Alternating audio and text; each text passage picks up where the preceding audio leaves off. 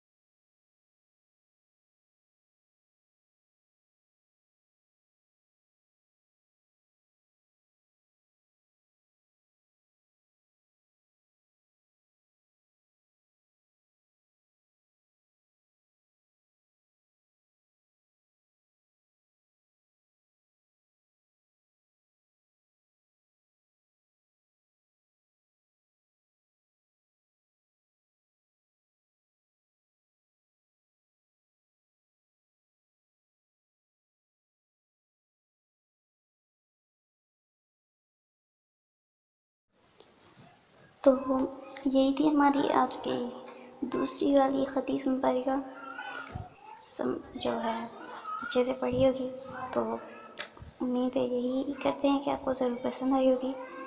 اگر ابھی بھی جو ہے آپ کو سمجھ میں صحیح طریقے سے نہیں آئی ہے تو ہم آپ کو جو ہے ہم آپ کو بتاتے ہیں اپنے لفظوں میں، ٹھیک ہے نا؟ چلیں اپنی آواز میں آپ کو بتاتے ہیں یہ حدیث مبارکہ تاکہ آپ کو اور بھی اچھے سے سمجھ میں آ سکے۔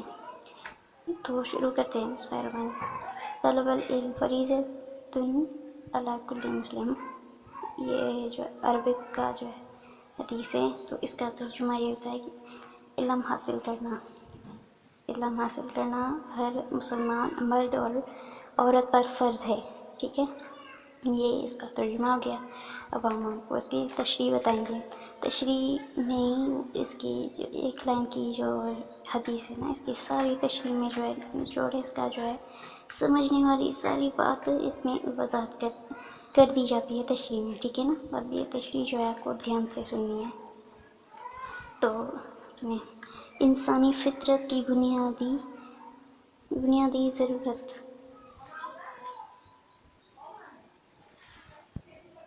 انسانی فطرت کی بنیادی ضرورت یہ ہے کہ اس کو اپنی ذات اور پوری کائنات کی اچھی اور بری بات کا علم ہو۔ اس کے بغیر انسان دنیا میں ترقی نہیں کر سکتا اور نہ ہی اپنے رب کی محبت کو حاصل کر سکے گا۔ ہماری اسی بنیادی ضرورت کو سامنے رکھتے ہوئے حضور پاک صلی اللہ علیہ وآلہ وسلم اس حدیث میں ہر مسلمان مرد اور عورت پر علم حاصل کرنا لازم قرار دیا ہے۔ انسان اپنا رتبہ اور مقام اور اللہ پاک کی طرف سے مقرر کیے فرائض کو تب تک نہیں جان سکتا جب تک وہ علم کی کھوجنا کا عمل اختیار نہ کرے۔ دوسری بات یہ ہے کہ قیامت کے دن اللہ تعالیٰ کی عدالت میں اپنے فرائض اور ذمہ داریوں کے بارے میں پوچھ تاچھ ہوگی۔ اسی لیے ہر قسم کی نیکی یا گناہ، اچھائی یا برائی کا علم حاصل کرنا ضروری ہے، اور اس کے بعد ہی ہم دنیا میں کامیاب ہو سکیں گے اور آخرت میں بھی اللہ تعالیٰ کی عدالت میں سرخرو ہو سکیں گے۔ سبحان اللہ، کتنی پیاری دیکھیں یہ حدیث مبارکہ ہے، اور علم حاصل کرنے کے حوالے سے آپ ہمارے حضور پاک صلی اللہ علیہ وآلہ وسلم نے فرمایا، ٹھیک ہے نا؟ تو علم حاصل کرنا ہر مسلمان مرد اور عورت پر فرض ہے۔